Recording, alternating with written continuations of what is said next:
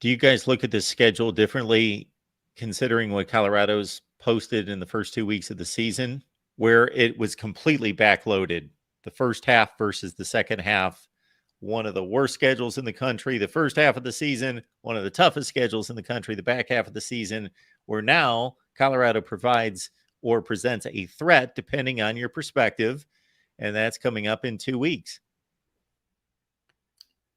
Well, you have Arizona State, who I believe still hasn't proven that. So they are who we thought they are, but Colorado definitely is showing to be a much better team than I initially thought.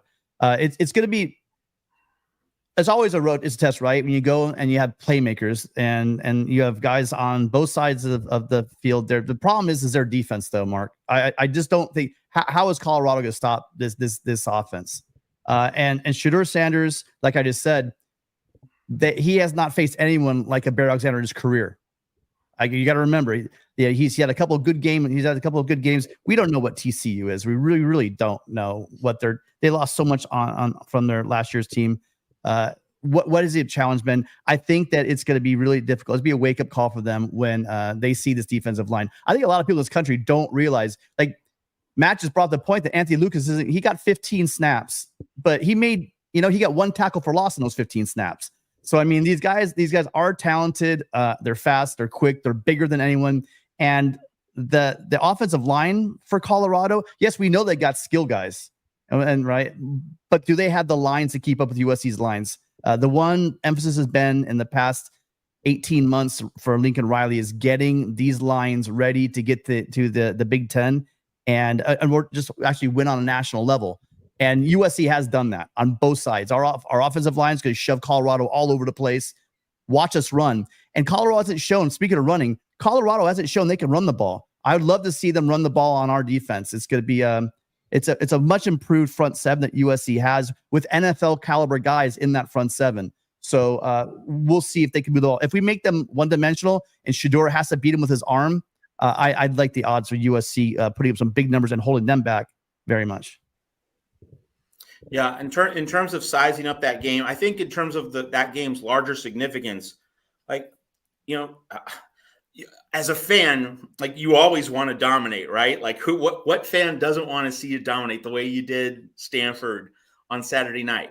But I think in terms of analysis and in terms of taking the long view with a team, like I'm of the view that before you have your really, really big games in a college football season, an NFL season, really any sports season, it's important to be tested. It's important to have at least one test going into your really big battle. It's going to be important, I think, for USC to get tested by Colorado so that the Trojans can, taste their own blood a little bit, not to the point that they lose, of course, not to the point that game is, a white knuckler in the last 5 minutes. No USC fan wants that. I don't want that. But it would be good, I think, if there's enough adversity in that game, if it's just a little bit bumpy of a ride in the first 2.5, even 3 quarters, so that when you go into South Bend, you've been pushed, not necessarily pushed around, but like you've gone through a little bit of stress. You've gone through a little bit of scoreboard pressure. And so that when you go into South Bend, you have the memory of, the Colorado tested us. When we were not on top of our game, that battle in Boulder, got a little bit contentious. Now let's go into South Bend and max out.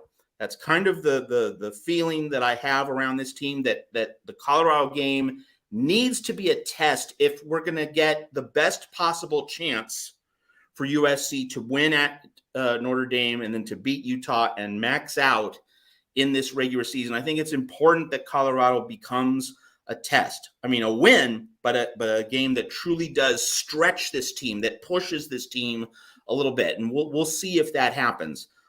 In terms of, what actually is going to happen, and obviously, in a few weeks, we're going to be previewing this game more in depth, but just on a general level, USC is going to score at least 49 points. Like, you can mark it down, absolute stone cold, lead pipe cinch, lock of the week. USC's basically going to hang half 100 at minimum against that Colorado defense. And it goes to that point I mentioned earlier about Pac-12 teams facing quarterbacks. Chandler Morris, Jeff Sims, Caleb Williams, and also, of course, Colorado is also going to have to face Bo Nix the week before. Colorado hasn't faced any remotely good quarterback early on. That certainly has played a central reason why the Buffs are 2-0. And hey, give them credit. Like they've exceeded my expectations. They're overachieving. It's great. It's impressive. It really is impressive to throw all these players together and quickly get them to function really well. It's still a great achievement for any Colorado fans watching here. But Chandler Morris, Jeff Sims, Colorado hasn't begun to experience what life is like when you have an elite quarterback on the other team. And that is really what's going to, I think, be a revealer for Colorado down the line.